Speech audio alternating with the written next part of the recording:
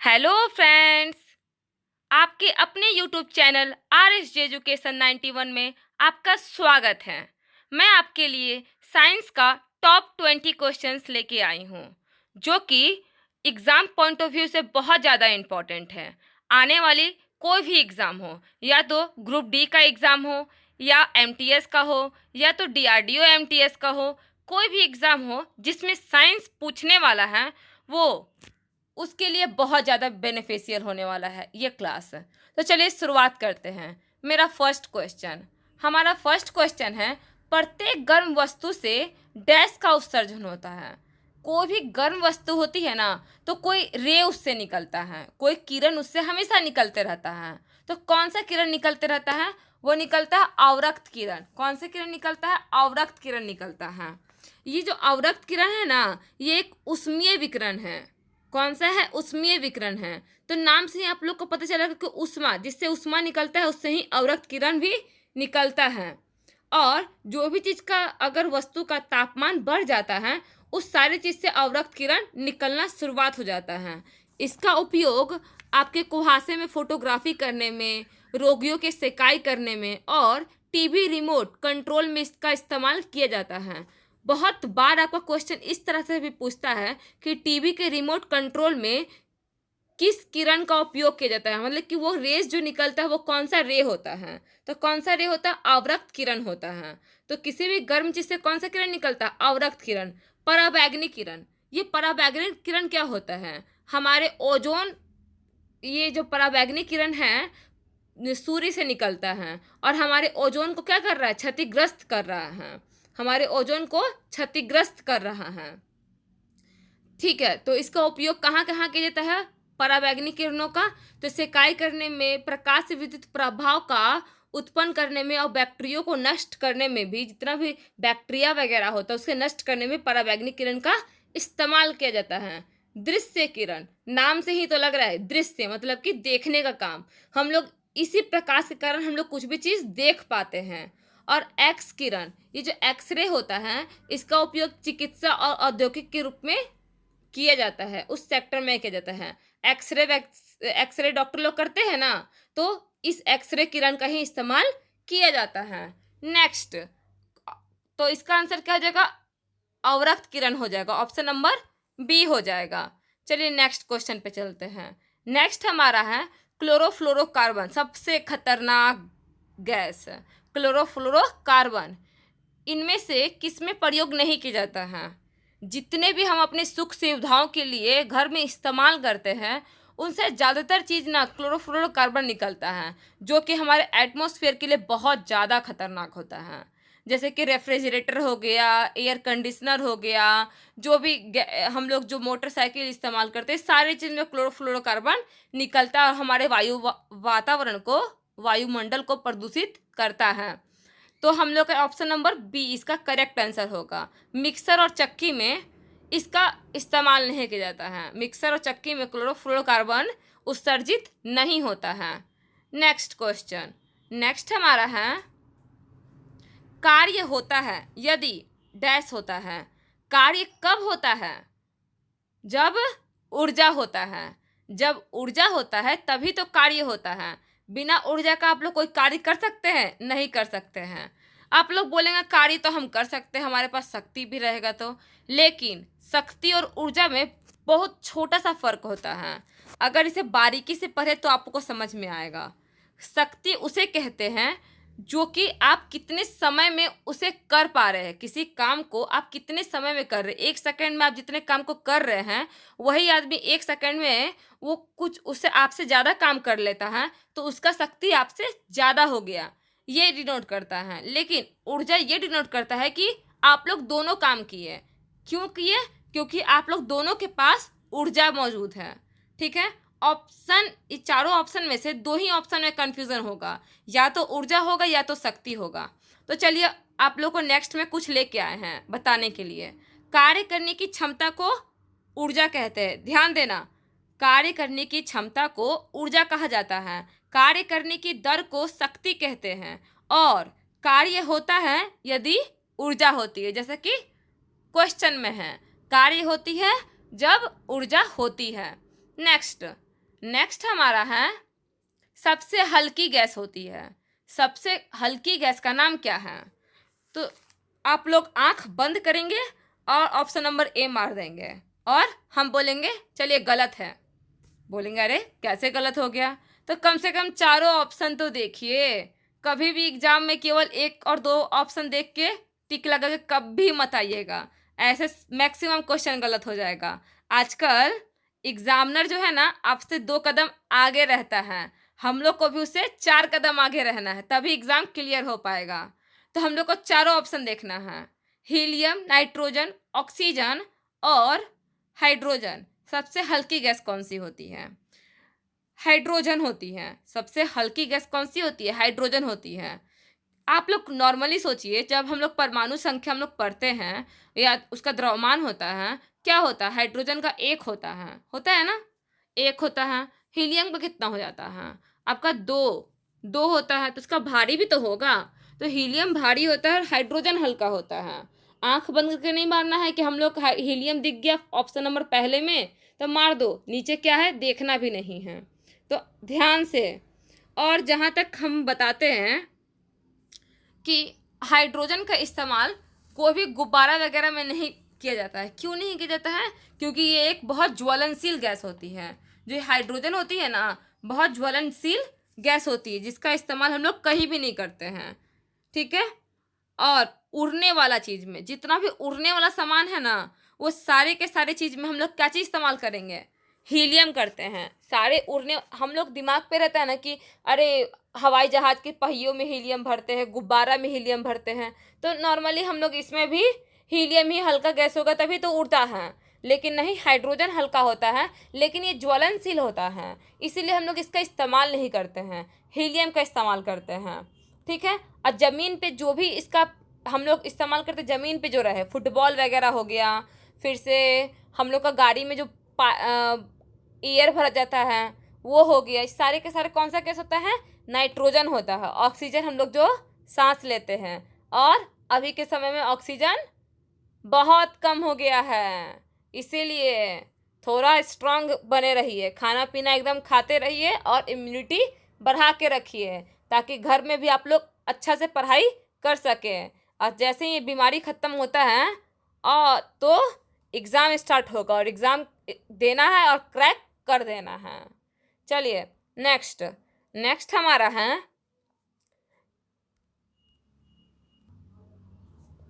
निम्नलिखित में से किसकी उच्च स्तर में उपस्थिति से मधुमेह डायबिटीज हो जाता है? मतलब कि किसकी हमारे शरीर में वृद्धि हो जाती है जिस कारण से इंसान को डायबिटीज हो जाता है? तो इसका ऑप्शन नंबर सी होगा आंसर। क्या होगा? Option number C, glucose. Glucose की हमारे शरीर में ज़्यादा हो जाता है तो मधुमेह या तो डायबिटीज बीमारी हो जाता है। ये जो फ्रुक्टोज है, फ्रुक्टोज क्या होता है? साधारण तौर पे इसे फ्रूट शुगर भी कहा जाता है, क्योंकि ये फ्रूट वगैरह में पाया जाता है। फ्रुक्टोज कहाँ पाया जाता है? फ्रूट में पाया जाता है। साधारण चीनी होता है और ये फ्रूट वगैरह में पाया जाता है। फल हो गया, शहद हो गया, गन्ना हो गया, ये सब चीज़ में ये पाया जाता है। ग्लूकोज जिसके बढ़ते हमारे शरीर में बढ़ता है तो ये डायबिटीज का रूप ले लेता है। और सुक्रोज एक प्रकार का चीनी ही होता है, जो कि हम लोग घर में जो चीनी इस्तेमाल करते हैं उसमें सुक्रोज का भी मात्रा होता है। सैकेराइड्स आप लोग देखिएगा, थोड़ा आप लोग भी मेहनत करिए कि क्या होता है। ठीक है। इसका ऑप्शन नंबर सी आंसर सही होगा। नेक्स्ट। नेक्स्ट है फुटबॉल में भरी जाती है, अभी अभी हम बताए हैं, इससे एक क्वेश्चन पहले। फुटबॉल में भरी जाती है, क्या भरी जाती है? कौन सा गैस? नाइट्रोजन। हाँ, ऑप्शन नंबर सी, नाइट्रोजन भरी जाती है। हीलियम कहाँ भरी जाती है? सारा उड़ने वाला चीज में। अगर फुटबॉल में हीलियम भर दिया जाए तो क्या होगा? एक लात मारेंगे और वो हवा में उड़ जाएगा, फिर आएगा ही नहीं नीचे, इसीलिए नाइट्रोजन भरी जाती है। क्लोरीन। क्लोरीन कहाँ इस्तेमाल करते हैं? ब्लीचिंग पाउडर वगैरह में क्लोरीन इस्तेमाल किया जाता है, और जो कि गैस निकलता है वो क्लोरीन गैस ही निकलता है ब्लीचिंग पाउडर से, जो गंध देता है। और ऑक्सीजन हम लोग लेते हैं सुबह सुबह, योगा करते वक्त, एक्सरसाइज करते वक्त, हमेशा लेते हैं, पूरे जीवन लेते हैं। नेक्स्ट। नेक्स्ट हमारा है कोटि अंग। थोड़ा गलती हो गया है, अंक लिखा गया है, अंग होगा ग। तो कोटि अंग का संबंध किससे है? सुनने से है। ये जो अंग है ना कोटि, ये कहाँ था? सुनने में काम देता है, इसका इस्तेमाल होता है। बस इतना ही याद रखना है। नेक्स्ट क्वेश्चन पे चलते हैं।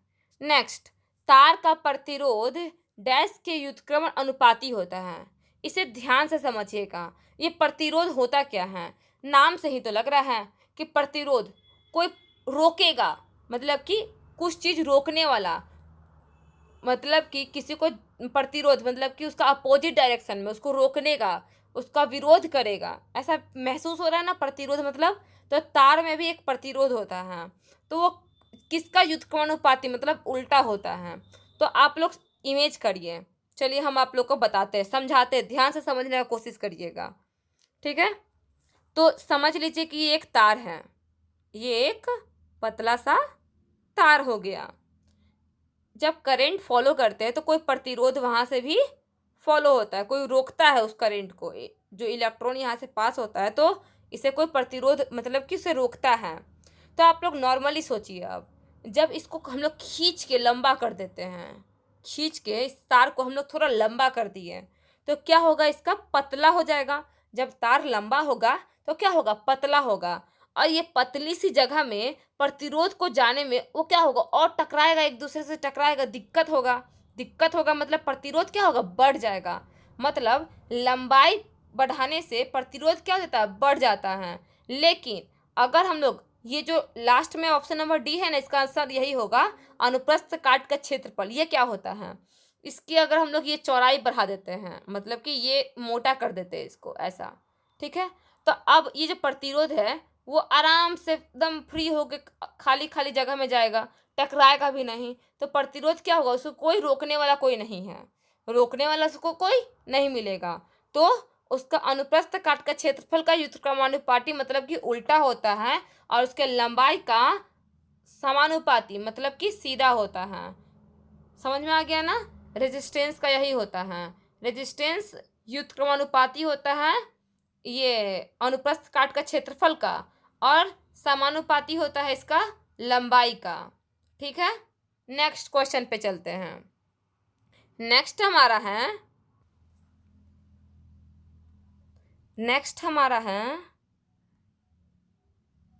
गर्मी अवशोषित करने के लिए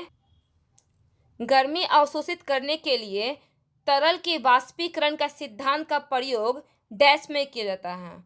बस अभी आप लोग याद रखिए कि रेफ्रिजरेटर इसका आंसर होगा, ऑप्शन नंबर बी, कि गर्मी को अवशोषित करने के लिए तरल की वाष्पीकरण का सिद्धांत का प्रयोग रेफ्रिजरेटर में किया जाता है। इसका मैं एक और क्वेश्चन लाने वाली हूँ और उसके बाद एक ट्रिक बताने वाली हूँ, जिससे आपका सारा क्वेश्चन इसका कवर हो जाने वाला है। नेक्स्ट हमारा है, रेफ्रिजरेटर निम्नलिखित में से किस सिद्धांत पर काम करता है?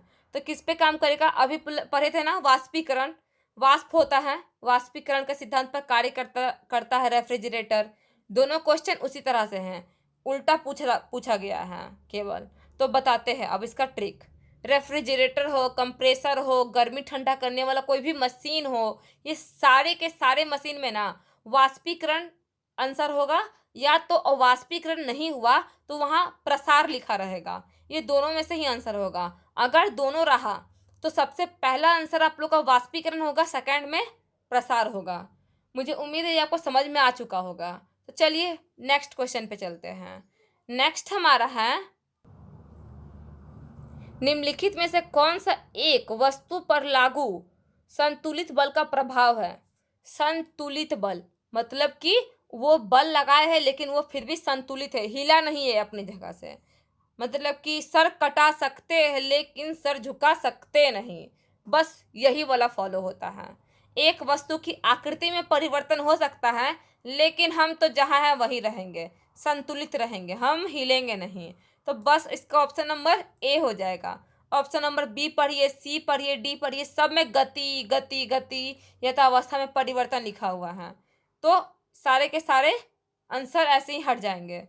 संतुलित बल मतलब सर कटा सकते हैं लेकिन सर झुका सकते नहीं, तो वस्तु की आकृति में परिवर्तन हो जाएगा लेकिन हम तो संतुलित बल है, हम नहीं हिलने वाले हैं। चलिए नेक्स्ट है, नेक्स्ट क्वेश्चन क्या है, निम्नलिखित में से कौन सा अक्षय प्राकृतिक संसाधन है। वाह जी, अक्षय प्राकृतिक संसाधन क्या होता है? तो ये अक्षय प्राकृतिक संसाधन पता क्या होता है? जो हमारे वायुमंडल में नेचर के द्वारा दिया गया है उसे ही हम लोग अक्षय कहते हैं, और जो कभी खत्म नहीं हो सकता है। तो क्या खनिज कभी खत्म नहीं हो सकता है? जो है नेचर दिया है, माने नेचर दिया है, तो क्या खत्म नहीं होगा? हो जाएगा। वन भी खत्म हो जाएगा, कोयला भी खत्म हो सकता है। ये क्या वायु खत्म हो जाएगा क्या? हम लोग ज़्यादा सांस ले लेंगे आज तो खत्म हो जाएगा वायु? ऐसा तो कुछ होने वाला है नहीं। तो इसका ऑप्शन नंबर ए वायु आंसर हो जाएगा। एक अच्छा प्राकृतिक संसाधन और संसाधन वे है जो प्राकृतिक में, सॉरी ये एक अच्छा प्राकृतिक संसाधन, अच्छा नहीं होगा, अच्छा है प्राकृतिक संसाधन जो है कि प्रकृति में असीमित मात्रा में मौजूद है, मतलब कि इसको कोई सीमा नहीं है, बहुत ज़्यादा हो, और मानव गतिविधियों से ये कभी खत्म भी नहीं हो सकता है, तो उसे ही हम लोग अच्छा प्राकृतिक संसाधन कहते हैं। इन संसाधनों का उदाहरण भू तापीय ऊर्जा, वायु और सौर विकिरण हो सकता है। नेक्स्ट है, इथेनॉल का उत्पादन की प्रक्रिया द्वारा किया जाता है। इथेनॉल का उत्पादन कैसे किया जाता है? बस आंख बंद करके लगाना है, किण्वन की प्रक्रिया के द्वारा इथेनॉल का इस्तेमाल किया जाता है। जितने भी हम लोग फ्रूट वगैरह होता है ना, इससे इथेनॉल ही निकलता है। गन्ना का जो छिलका हो गया वो, उससे इस सारे चीज़ से इथेनॉल बनता है। क्वेश्चन में कभी कभी ये भी आता है, निम्नलिखित में से कौन सा कपड़ा में पॉलिस्टर हो सकता है? कपड़ा में पॉलिस्टर कौन सा हो सकता है? क्या पॉलिस्टर, पॉलीवूल या टेरिकॉट? ये तीनों में से कुछ भी हो सकता है। Option number A B C, तीनों में से कुछ भी हो सकता है। कपड़ों में पॉलिस्टर इस्तेमाल होता है। ऑप्शन नंबर डी हो जाएगा। नेक्स्ट क्वेश्चन, निम्नलिखित में से कौन सा अम्ल म्यूरिएटिक अम्ल के नाम से जाना जाता है? मतलब कि वो अम्ल को म्यूरिटिक अम्ल भी कहा जाता है। कौन सा? हाइड्रोक्लोरिक अम्ल। हाइड्रोक्लोरिक अम्ल को म्यूरेटिक अम्ल भी कहा जाता है। सल्फ्यूरिक अम्ल, ये जो सल्फ्यूरिक अम्ल है ना, इसका इस्तेमाल कहाँ किया जाता है? इसका इस्तेमाल हम लोग, ये पहला तो सबसे याद रखिए कि ये क्या चीज होता है, अम्लों का राजा सल्फ्यूरिक अम्ल होता है, सबसे पावरफुल अम्ल होता है। कार्बोनिक अम्ल, नाइट्रिक अम्ल का नेक्स्ट सेशन में बताएंगे। चलिए नेक्स्ट चलते हैं, टाइम बहुत ज़्यादा हो रहा है।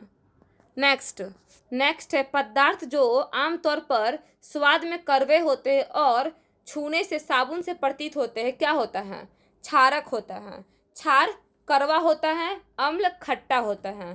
क्षार कड़वा होता है, अम्ल खट्टा होता है। क्षार साबुन वगैरह हो गया, अम्ल जो कि एसिटिक एसिड, जो कि हम लोग सिरका इस्तेमाल करते हैं किचन वगैरह में, वो सब अम्ल होता है। सूचक या इंडिकेटर्स कभी हो सकता है, नाम ही से लग रहा है कि सूचक है, मतलब कि पीएच मान क्या होता है, एक सूचक होता है। उसमें लिटमस पेपर एक सूचक है। अम्ल और क्षार का हम लोग इससे बता सकते हैं कि हाँ ये अम्ल है, ये क्षार है। तो आप लोग बताइएगा कि पानी का पीएच मान कितना होता है। ऑप्शन कमेंट बॉक्स में बताना है, पानी का पीएच मान कितना होता है, नमक का पीएच मान कितना होता है, नींबू का पीएच मान कितना होता है। आप लोग किसका किसका पीएच मान जानते हैं? आप लोग सारे का पीएच मान बताइएगा, कितना का आप लोग जानते हैं। आप लोग अगर पीएच का पूरा सेशन चाहते हैं तो कमेंट बॉक्स में ये भी बताइएगा, मैं आप लोग के लिए ये भी लेके आ जाऊंगी। नेक्स्ट क्वेश्चन पे चलते हैं। नेक्स्ट हमारा है, तत्वों के परमाणु जिनके द्रव्यमान संख्या और परमाणु संख्या का अंतर समान हो उसे क्या कहते हैं? सम न्यूट्रॉनिक कहते हैं। ऑप्शन नंबर सी सम न्यूट्रॉनिक कहते हैं। समभारी देखिए ना, भार लिखा हुआ है। भार मतलब क्या होता है? द्रव्यमान होता है। मतलब परमाणु द्रव्यमान जिसका समान होता है, परमाणु संख्या भिन्न भिन्न होती है, उसे समभारी कहते हैं। समस्थानिक जैसे इसका उल्टा, परमाणु संख्या समान और परमाणु भार मतलब कि द्रव्यमान उसका भिन्न भिन्न होता है, उसे समस्थानिक कहते हैं। सब न्यूट्रॉनिक, न्यूट्रॉन नंबर समान होगा, बाकी सब अलग अलग हो सकता है, और इसमें से कोई भी विकल्प नहीं तो हटा ही दीजिए। तो इसका आंसर हो जाएगा सी। नेक्स्ट क्वेश्चन, नेक्स्ट है हमारा, लाल और हरे रंग का मिश्रण में कौन सा रंग प्राप्त होता है? लाल और हरे रंग को मिलाएंगे तो कौन सा रंग मिलेगा? ये प्राकृतिक रंग का बात हो रहा है। आप लोग अपने आर्टिफिशियल रंग जो हम लोग बनाते हैं वो लेके आप लोग मिलाएंगे तो कुछ और ही कलर मिल जाएगा। तो इसीलिए उसका मतलब लिखिएगा, लाल और हरे रंग को मिलाते हैं तो पीला रंग का मिलता है। क्या बनता है? पीला। ऑप्शन नंबर बी बनता है। और लाल और नीला मिलाएंगे तो मैजेंटा कलर बनेगा, और नीला और हरा मिलाएंगे तो सियान हरे और नीले रंग के जैसा बनता है। और प्राकृतिक रंग कौन से होते हैं? 3 होते हैं, लाल, हरा और नीला होता है। और यही तीनों कलर से सारे रंग निर्मित हुआ है। नेक्स्ट, दंत विशेषज्ञों द्वारा किस प्रकार के दर्पण का उपयोग दांतों को बड़ा देखने के लिए किया जाता है? देखते हैं ना, डेंटिस्ट के पास जाते हैं तो वो एक शीशा जैसा कुछ होता है, वो देखता है जिससे दांत बहुत बड़े बड़े दिखते हैं। ऐसा कौन सा दर्पण दर्पण तो कौन सा दर्पण? अवतल दर्पण। अवतल दर्पण में बड़ा बड़ा इमेज बनता है, मतलब कि वो बड़ा दिखने लगता है। उत्तल दर्पण हम लोग कहाँ इस्तेमाल करते हैं? साइड मिरर में करते हैं। समतल दर्पण हम लोग घर में डेली सुबह सुबह देखते हैं, जो फेस हम लोग देखते हैं। और बेलनाकार दर्पण तो ऐसा कुछ नॉर्मल ऐसा होता है, गोला जैसा। बेलन क्या होता है? सिलेंडर टाइप का होता है। नेक्स्ट नेक्स्ट हमारा है, और ये लास्ट भी है, प्रकाश छोटे छोटे कणों से मिलकर बना होता है। प्रकाश जो होते हैं ना, छोटे छोटे कणों से मिलकर बना होता है। वैसे तो प्रकाश जो होता है ना, कण की प्रकृति नहीं होती है, वो बहुत बाद में पता चला था, वो तरंग की प्रकृति की होती है। ठीक है। चुंबकीय तरंग, विद्युत चुंबकीय तरंग के रूप में प्रकाश गमन करता है, लेकिन वे फिर भी कभी कभी कण की तरह भी काम करता है। इसके 2 रूप होते हैं, कण और तरंग दोनों की तरह काम करता है, लेकिन ज़्यादातर व्यवहार इसके तरंग के जैसा होता है, कण के जैसा बहुत कम होता है। तो छोटे छोटे कणों से मिलकर बना होता है, जिसे क्या कहते हैं? फोटोन। ऑप्शन नंबर सी कहते हैं। और इसे आइंस्टीन के द्वारा बताया गया था कि प्रकाश जो होता है छोटे छोटे कणों से मिलकर बना होता है। और आइंस्टीन ने सुझाव दिया था कि प्रकाश फोटोन नामक छोटे छोटे इलेक्ट्रॉनिक कणों से मिलकर बना होता है, और प्रत्येक फोटोन में ऊर्जा होती है। मुझे उम्मीद है ये आपको सेशन पसंद आई होगी। पसंद आई है तो इसे ज़्यादा से ज़्यादा शेयर और लाइक कीजिए। जय हिंद, जय भारत।